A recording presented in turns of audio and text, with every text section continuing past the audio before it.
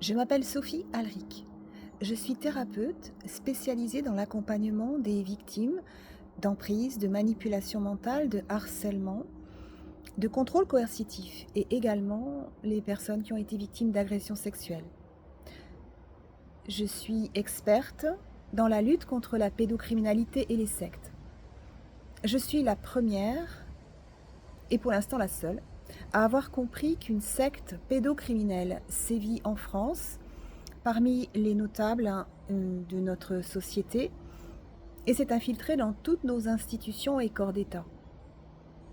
Je pense que j'étais la meilleure personne en fait pour effectivement démanteler cette secte de par mes compétences professionnelles, mais également parce que je suis née dans cette secte. C'est une secte pédocriminelle, franc-maçonnerie et psychanalyse. Mon père était un haut dignitaire franc-maçon. Et dans les années 80, j'ai vécu ce dont témoignent d'autres personnes qui s'appellent les survivantes, des messes sataniques, des rituels, au cours desquels j'ai été non seulement violée, mais transformée en tortionnaire et assassin d'autres enfants de l'ASE. Mes parents étaient des notables. Mon père était un homme politique, Robert Alric, premier maire adjoint d'une ville de 50 000 habitants, Châteauroux, dans l'Indre. Et ma mère, médecin généraliste, s'était instituée pédiatre pour être plus proche des enfants. Elle m'a droguée et voilà, je pense qu'elle droguait effectivement d'autres enfants. C'est également décrit par les survivantes. Je suis la seule à témoigner à visage découvert parce que je veux sauver mes enfants qui sont pris en otage de cette secte. Et je veux que les jeunes générations de ma famille puissent vivre libres, heureux et dignes. C'est en ce sens que je mène un combat et que j'ai mené une enquête très précisément. J'ai réussi à récolter toutes les preuves de ce que j'annonce et de ce que je dénonce pour chaque personne citée et pour chaque acte. Et mon dossier est basé sur le fait que de nombreux professionnels dans mon affaire, de tous les corps de métier, ont agi hors la loi et hors la déontologie et ont ainsi participé au contrôle coercitif que je subis de la part de mon ex-mari, mon père et mes frères. Également, mon ex-beau-père qui était, ou qui est encore d'ailleurs, du haut de son grand âge, psychiatre, psychanalyste, expert auprès des tribunaux de Toulouse, Montauban. Voilà, donc je pense que j'étais effectivement bien placée pour comprendre ce qui se passe dans les couloirs du pouvoir et jusqu'au plus haut sommet de l'État. J'ai pu porter plainte contre plus de 140 personnes pour harcèlement collectif dans le cadre d'une secte pédocriminelle. Cette plainte a été qualifiée par des policiers intègres sur la base de mes preuves.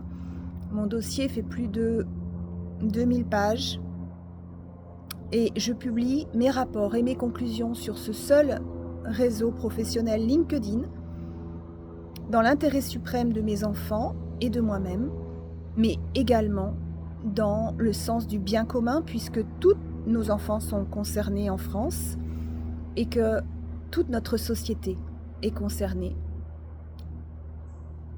La personne qui dirige cette secte est Madame Brigitte Macron, première dame pédocriminelle de France. Elle avait 39 ans, il en avait 14, je vous le rappelle.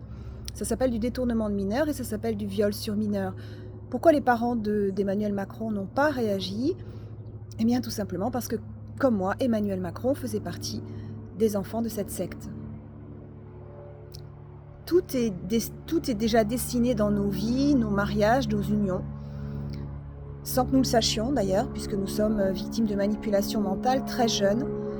Et voilà, donc cette secte sévit parmi les notables, les institutions, les corps d'État. Mais ce qu'il est important de comprendre, c'est que Monsieur Emmanuel Macron a été propulsé au sommet de l'État du haut de ses 39 ans par cette secte franc-maçonnerie et psychanalyse. Il est un Pygmalion.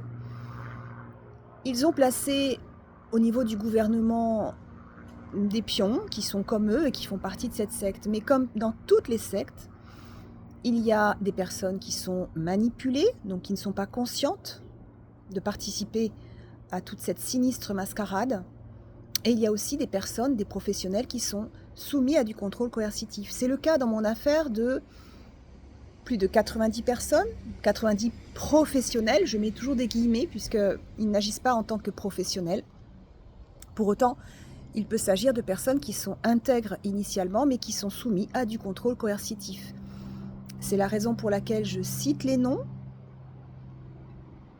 pour freiner ce que j'appelle les serpents, c'est-à-dire les personnes qui sont dans la secte et qui sont bien conscients de ce qu'ils font et qui utilisent sexuellement les enfants de France pour soumettre et dominer les autres personnes, les autres professionnels, etc.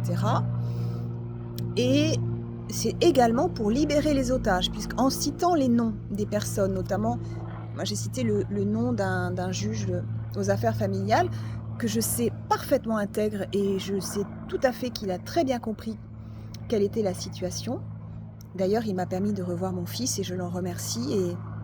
Et par l'ordonnance qu'il a rendue, dans laquelle il m'enlève l'exercice de l'autorité parentale, finalement, je le remercie encore puisque c'est une preuve flagrante de tout ce que j'annonce. Donc, il faut que vous compreniez, car c'est important. Notre société, notre République est mise en danger par les gens de cette secte qui ne visent qu'une seule chose, nous monter les uns contre les autres. Les femmes contre les hommes, les pères contre les mères, les fonctionnaires contre les libéraux. C'est sans fin en fait. Les vieux contre les jeunes, c'est sans fin. Ils alimentent les clivages et la haine. Donc, moi, j'œuvre pour la paix sociale.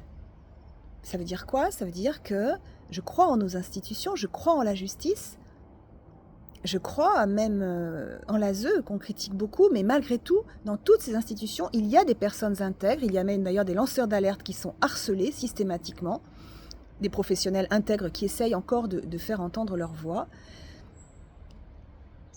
Simplement, il fallait mettre à terre cette secte. Et c'est ce que j'ai fait par les plaintes que j'ai déposées au niveau national, mais également une plainte qui est partie pour le tribunal de La Haye pour crime contre l'humanité à l'encontre du couple présidentiel et des membres du gouvernement, ainsi que des autres membres de cette secte. Bientôt, je porterai plainte aussi au niveau de la commission torture de l'ONU, les dossiers sont prêts, ainsi que à la Commission européenne des droits de l'homme. Il faut que ça cesse. Donc, suivez-moi, soutenez-moi, et je vous dis à bientôt.